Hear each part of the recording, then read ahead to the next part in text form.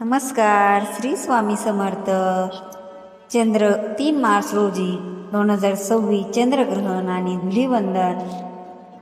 ग्रस्तोदित चंद्रग्रहण आहे, म्हणजे ग्रस्त असलेल्या चंद्रबिंब आपल्याला दिसणार आहे. तर ते चंद्रग्रहण भारतामध्ये दिसणार आहे का?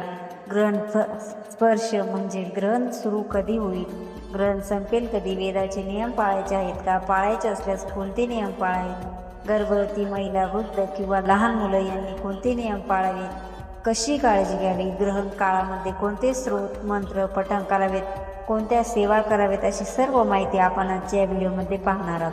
त्यामुळे व्हिडिओ स्किप न करता शेवटपर्यंत नक्की पहा. 3 मार्च 2026 रोजी हे ग्रस्तोदित चंद्रग्रहण भारतामध्ये सर्वत्र दिसणार आहे. त्यामुळे सर्वांनाच वेदाचे नियम पाळायचे आहेत. 3 मार्च रोजी धुलीवंदन आहे. 2 मार्च रोजी होळी. संध्याकाळी आपण नेहमीप्रमाणे 2 मार्चला संध्याकाळी हुताशनी पौर्णिमा म्हणजेच होळीची पूजा करावी. आपल्याला ग्रहणाचा आणि होळीचा कोणताही संबंध असणार नाही, त्यामुळे आपण होळी संध्याकाळी 2 मार्च रोजी करू शकतो. आणि 3 मार्च रोजी हे ग्रस्तोदित चंद्रग्रहण आहे. सर्वात महत्त्वाचं, ग्रहणाविषयी कोणतीही शंका भीती मनात न ठेवू नका, विशेषतः गर्भवती महिलांसाठी. बघा, कोणतेही ग्रहण म्हणजे त्या काळामध्ये पृथ्वीवरील विषाणूंचा संसर्ग वाढलेला असतो, कारण वातावरणामध्ये बदल झालेला असतो. त्यासाठी आपल्याला काही नियम पाळावे लागतात. आणि विशेषतः अन्नग्रहण म्हणजे जेवण ग्रहणाच्या काळात करत नाही. तर बघा, ग्रहण कुठे दिसणार आहे? भारतासह ऑस्ट्रेलिया, न्यूझीलंड, कॅनडा, संपूर्ण अमेरिका, जपान, पूर्व रशिया, रशियाचा मध्य आणि पूर्व प्रदेश इत्यादी ठिकाणी हे ग्रहण दिसणार आहे. ग्रहण स्पर्श म्हणजे ग्रहण सुरू कधी होणार आहे? तर 3 मार्च 2026 रोजी दुपारी 3:20 ग्रहण सुरू होईल. आणि मोक्ष म्हणजे ग्रहण संपेल कधी? तर बघा, 3 मार्च रोजी सायंकाळी 6:48. आता ग्रहणाचा पुण्यकाळ कधी आहे?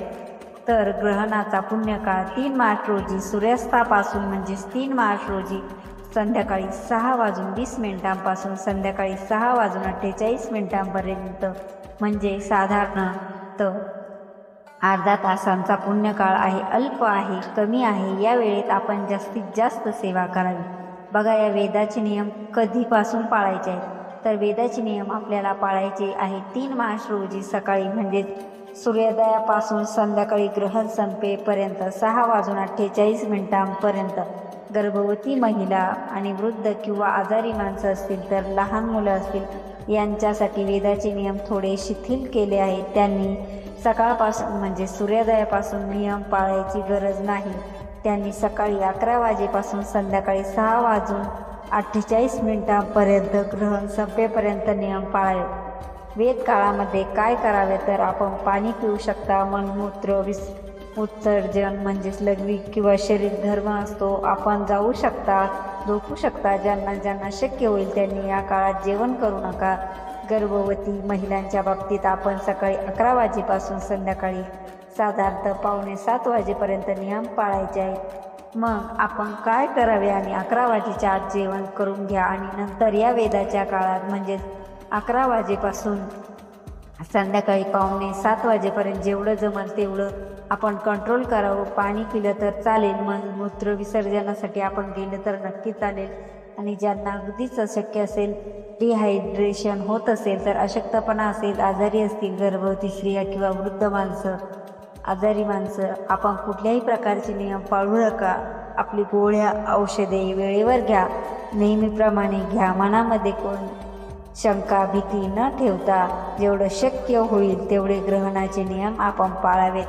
ग्रहण काळामध्ये जप करावा, देवपूजा आपण करू शकता, स्नान आपण सकाळी ग्रहण लागलं म्हणजे सूर्योदयाच्या वेळेस आपण नेहमीप्रमाणे स्नान करून घ्यावं. आणि ज्यांना जमेल ग्रहण संपलेलं तर देखील आपण संध्याकाळी 6:45 वाजेनंतर स्नान करावं. ज्यांना नियम पाळणं अगदीच अशक्य असेल त्यांनी ग्रहणाचा जो पुण्यकाळ आहे तो अत्यल्प आहे, फक्त अर्ध्या तासाचा आहे. 3 मार्च रोजी संध्याकाळी 6:20 संध्याकाळी 6:48 हा 30 मिनिटाचा जो काळ आहे, या दरम्यान आपणास शक्य होईल तेवढे नियम पाळावेत.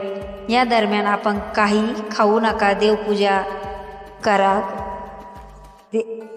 जप करा, तर्पण, दान करा. यापैकी जे जे शक्य असेल आपण ग्रहणाच्या काळात करावं. आपल्याला गुरु मंत्र एखादा दिला असेल तर या मंत्राचा आपण पठण करू शकता किंवा कुठलाही मंत्र, श्री स्वामी समर्थ किंवा लक्ष्मी मातेचा मंत्र किंवा भगवान विष्णूंचा मंत्र, पुरुष सूक्त, श्री सूक्ताचे पठण आपण करू शकता. ग्रहण काळामध्ये केलेली आध्यात्मिक सेवा अत्यंत प्रभावी असते. मंत्र उजळून निघतात. त्यामुळे ज्यांना शक्य होईल या ग्रहणाच्या काळात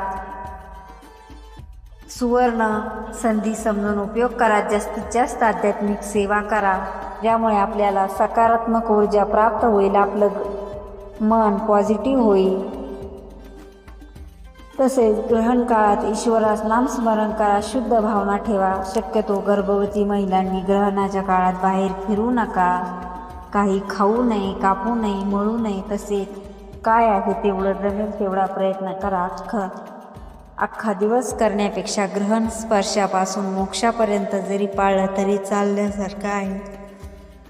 बघा, चंद्र देवताचा कुठलाही मंत्र ओम सोम सोमाय नम किंवा ओम श्री सोमाय नम या मंत्राचं आपण पठण करावं हे शास्त्र आहे.